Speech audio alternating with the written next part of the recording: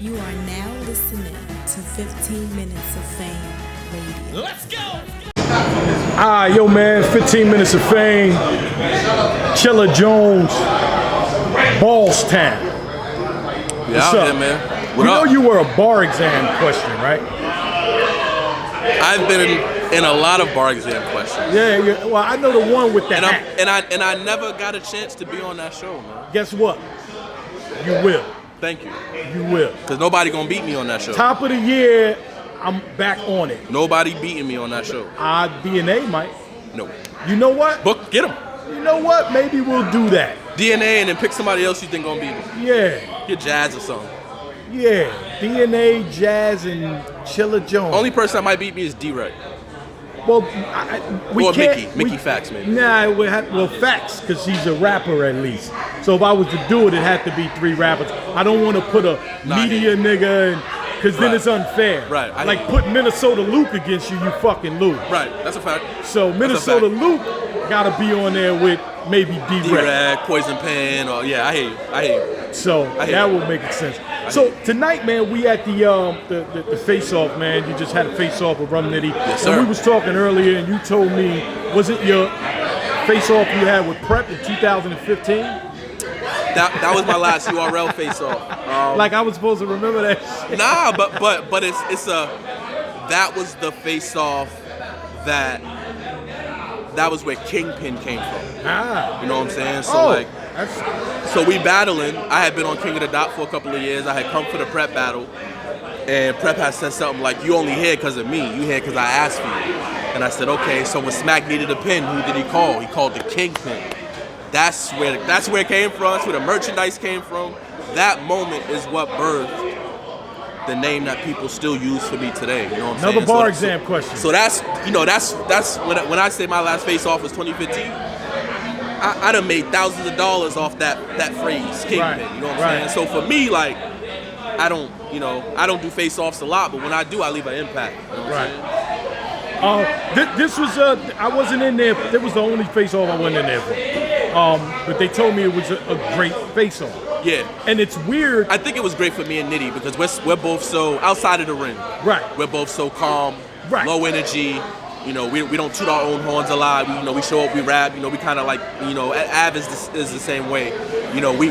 We more concerned about what we doing in that ring than what we doing outside of it. Whereas you have like your surfs, your DNAs, your verbs who are also incredible in the ring, but they're a little more experienced at selling a fight. They can make you buy the pay-per-view. They can be terrible in the ring, but what they do before it is gonna make you buy it anyway. You know what I'm saying? So for me and Nitty, I think it was a great face-off. We raised our voices. It was intense. It wasn't just friendly back and forth. We both kind of made certain points, and now I think it's gonna be interesting to see how that translates tomorrow in the ring because he says some things. About scheming being boring, about, me not being entertaining and stuff like that. I said some things about him being one-dimensional, only being able to punch and stuff like that. So it's going to be interesting to see, like, do I entertain tomorrow? Is he only punching tomorrow? It's going to be interesting to see how it plays out, you know what I'm saying? How everything we said in the face-off translates. But I'm excited for it. I haven't been this excited for a matchup in years. Wow. In years. Because again, this is Rum Nitty, and Rum Nitty's been on a fucking run right now. And Rum Nitty, I gotta really get somebody to do the math. But Rum Nitty might be one of those top 5, top 10 classic guys that has classic battles. Right now. Yes, he's probably 1 or 2. You know what I'm saying? I think Geechee is probably 1. His battles are always really, really good. You know what I'm saying? Geechee and Ill Will, Geechee and Ab, Geechee and Surf. Geechee has really good, replayable battles. Right. I think Nitty might be right under Geechee. You know what I'm saying? Tons of replay value. You always want to go back and watch it again. It's always entertaining. As long as Nitty is on point and sharp all 3 rounds, you don't really got to question, like, is he going to give you quotables? Is he going to give you 100% effort? That's the thing about me and Nitty, man, and Av and Twerk, too, for the most part. So much potential if we both come at full speed that it's like, it could even be bigger than Battle of the Year. It could be a Chilla JC, Nitty Av type of, you know what I'm saying, that level of you know, history behind it. You know what I'm saying? So. I'm looking forward to this one tomorrow. I can tell you that. I'm excited. Yeah, I'm excited. Yeah, I'm glad you're excited, because if you're excited, then that means I'm very excited. We're gonna get a good Chilla Jones. I have tomorrow. some very crazy shit to say. I haven't been in a small room for so long, man. I've had to kind of change the way I rap a little bit for certain platforms and certain stages.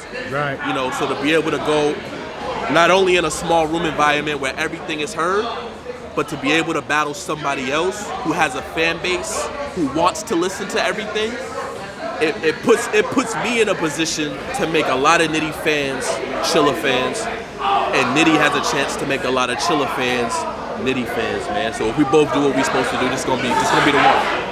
That's gonna be the one. And then I'll talk to him. You know the whole stigma that you had on you, long and drawn out. Yeah. Even though what you were saying back then was fucking so incredible, it was just like the era now. I think the fans are different now. It's different. You know what I mean? The attention spans are much shorter. Yes. And you have room for maybe one dry spot. Anything more than that, and you lost him. You know what I'm saying? And Rum's good in that type of situation. Like, he's bang, because bang. he punches quick. Yeah. So Rum can miss 2 punches before y'all even realize he missed 2 punches. And that third one is gonna hit so hard that you forgot that he missed the 2 before that. You know what I'm saying? And that doesn't happen often. Nitty's very accurate, but I just say that to say his style is so quick fire, that a dry spot for Nitty doesn't even feel like a dry spot. It just you know, it feels like a setup almost. You know what I'm saying? So he's probably the most dangerous person in this setting. He's been on all of them. You know what I'm saying? And he's did great on every one of them. You know, so yeah. And you know, I'm just here to show y'all Neo in the Matrix, man. They took Neo out the bubble and put him in a room where he can jump off the walls and do all type of wild shit. And I haven't been here in 5 years, so you know, in a room like this, so I get to have some fun, man. I get to run up the wall. I get to match speed with Nitty. I get to see what he could do. He get to see what I could do. It's gonna be just an exhibition, bro. It's just gonna be an exhibition. I hope we go like second or third. I wanna go early while the crowd is fresh, and set a bar that nobody else that night is gonna be able to reach. 15 minutes of fame. You are now listening to 15 Minutes of Fame Radio. Let's go.